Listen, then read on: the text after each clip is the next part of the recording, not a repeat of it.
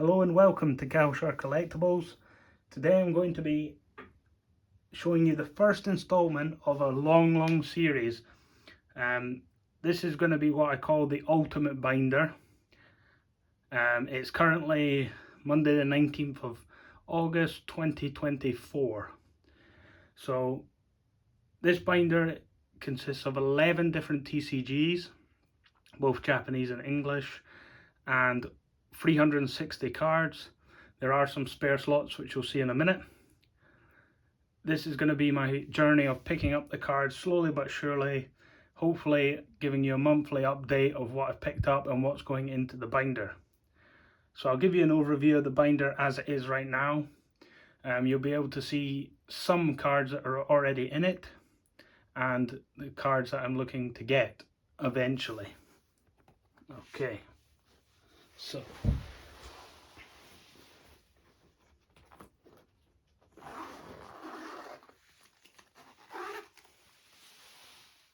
if we start on page 1, hopefully you can see this.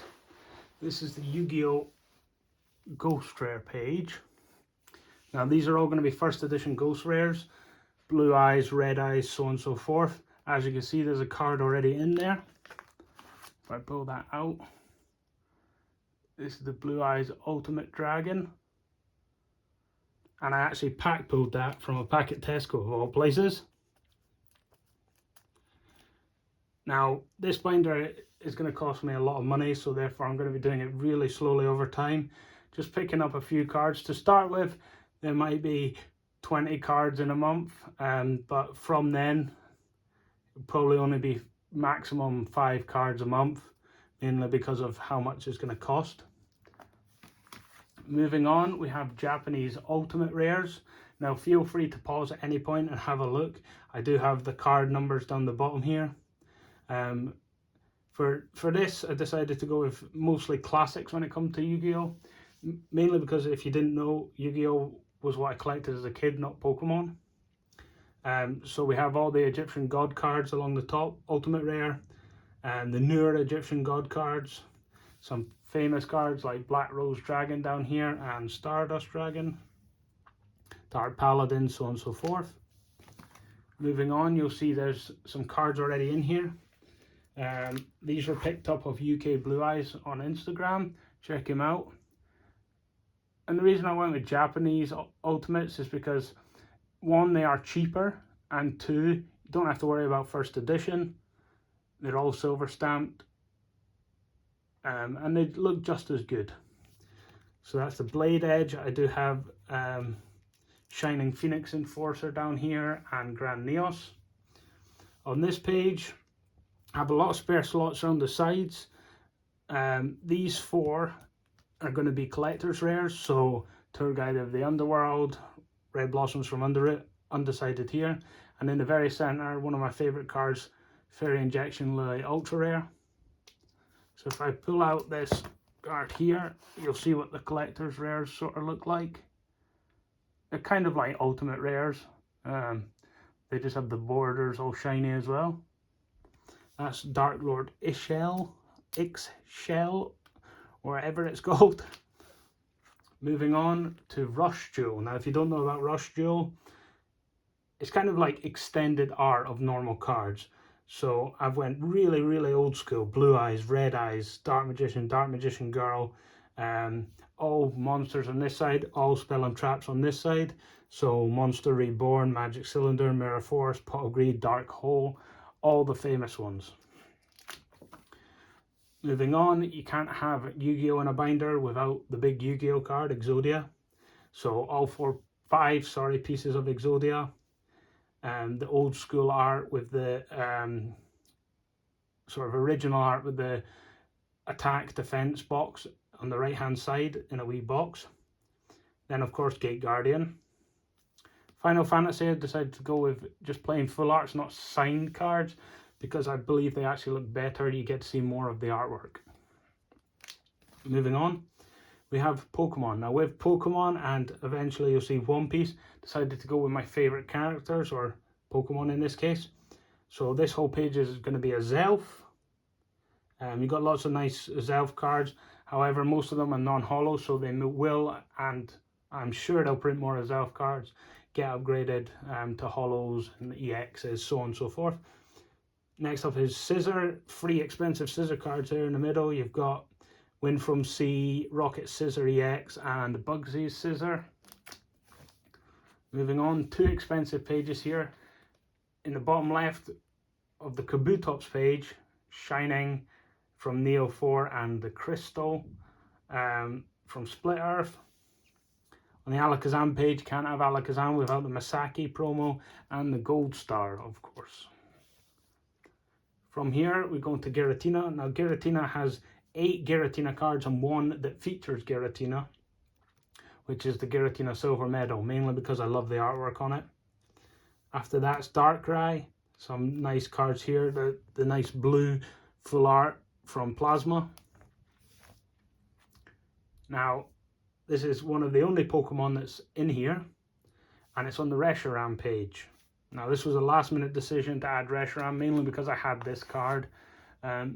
This is the gold Reshiram from EX Battle Boost. I bought it in an Ace 8 and cracked it. Now, I'm happy to crack 8s for this binder. I don't really want to crack 9s or 10s. I'd rather buy them raw or in an 8 and crack it. On the next page, really expensive. Latios and Latias tag team. All of these are tag teams, so it is going to cost me a fair penny unless they all go to 0, which I'll buy them if they do. After that, we have some full art trainers. Some of my favorites along the top: Endless Resolve, Copycat, and Ultra Recon Squad, my favorite trainer of all time. And then I decided to go with some of the tag team girl duos, so Lana Mallow, Misty Lorelei, Cynthia Caitlin, Skyla along the bottom with Lily's Full Force and Ace Roller's Premonition. After that's Magic the Gathering. Mostly English, 2 Japanese cards because they're Japanese exclusive arts.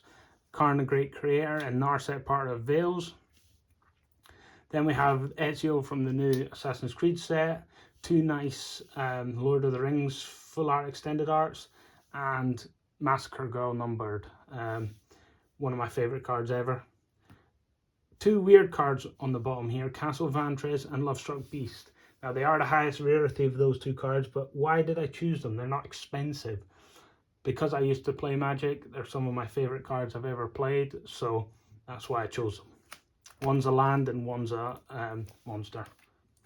After that, we move on to One Piece. Now, with Luffy, there's loads of spare slots because I can't decide what I'm going to do. If I'm going to go for one of each of the gears or just wait for more nice arts to come out. But for now, 2 manga rares. This one's not out yet, but it's coming out in OP09. The leader from OP01 and the Gold Dawn. Moving on to Zoro, you'll notice this Dawn here has a card behind it. That's because it's a placeholder for the Gold Dawn. So when the Gold Dawn eventually is in my possession, I'll add it to the binder in place of this Hollow Dawn. Moving on, we have Nami. Of course, got to get the manga rare. Then Boa. Of course, have to get the manga rare. Do have 3 nice Boa cards. This one I actually picked up off the EVD Collector on Instagram. Great guy. After that, we have Yamato and Perona. I have 1 Yamato. This is from PRB. The newest set as of the time of recording. Really, really nice art, and there's some really nice Perona cards. The prize card in particular. Yamato prize card. Perona also has a prize card, as well as a Gold Dawn and some other nice artworks. Have got some spare slots for Perona, mainly because there's not too many artworks yet. After that's Uta, placeholder for the Gold Dawn, some other nice artworks roundabout. From there we go to Charlotte Pudding. Loads of spare slots for Charlotte Pudding, mainly because I believe there's only 5 great artworks of Charlotte Pudding. After this, we move on to some of the more complete pages. So this is the Weiss Schwarz English stamp promos. I decided not to go super high end with the stamp promos in English and Japanese. Some are more expensive, but you'll see why when we get to the SPs and SSPs. I love the BCS and the BSF promos, so I'm going to pick up a few of those. There's some nicer cards here. These are actually quite old, so to speak, when it comes to Weiss. This is the Bushy Road Spring Fest from 2016, if you can see that there. These cards only cost me about £30, but I did buy them a long time ago, so I'll take that back in there. This one I actually picked up in Japan, the Bushy Road Super League.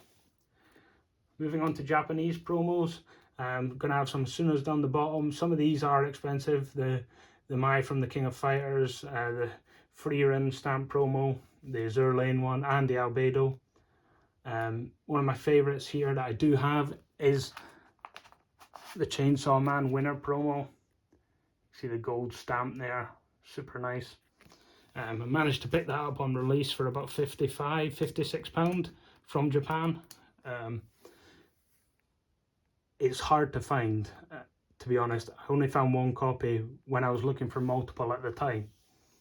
Moving on, this is probably the most expensive 2 pages you'll see in the binder.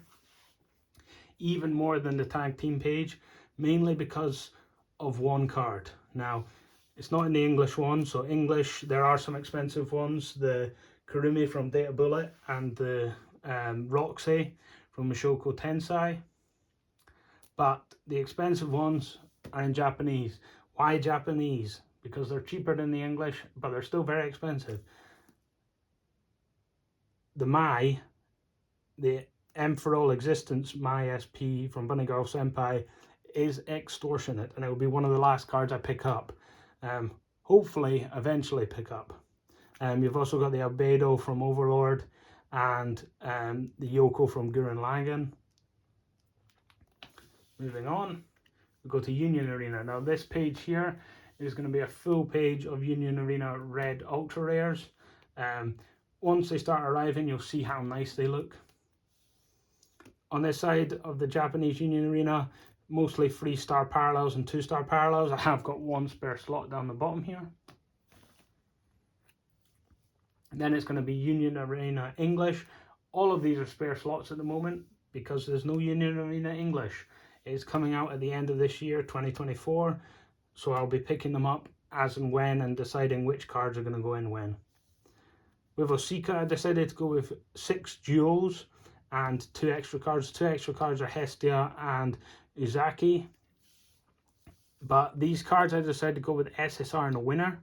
So I've got Toru from Miss Kobayashi's Dragon Maid, Rias from High School DxD, and Marin from My Dress Up Darling. On to the last 3 pages now. Osika and Rebirth, I've got 14 cards, 15 cards in mind for each, and I obviously need to cut them down to 9. So at the moment they're all spare slots, just until I can decide what to do. Now last but not least, the actual only complete page in the binder is Dragon Ball, surprisingly. I bought most of these cards in 2020. They will probably be upgraded to the signed ones, but for now I really do like, especially these ones here, the SPRs. They have this sort of gold embossing of the character, so that's Black Mask Saiyan. The Ultra Instinct Goku here, I actually pack pulled, which is quite a nice one, and the Bulma Bunny Girl is also really nice. So that's it for the binder. Now, this will be a long-term goal, 5 to 10 years. Eventually, probably within the year, if I can find one, I would like to get an embossed binder. So if you know anyone that makes embossed binders, like this card Guardian symbol is embossed, I would like to emboss the whole binder and get a new one, although I do like my own artwork, of course. But that's all, and hopefully you'll join me on this journey of filling out this binder and making it what I call the ultimate binder. Thanks for watching.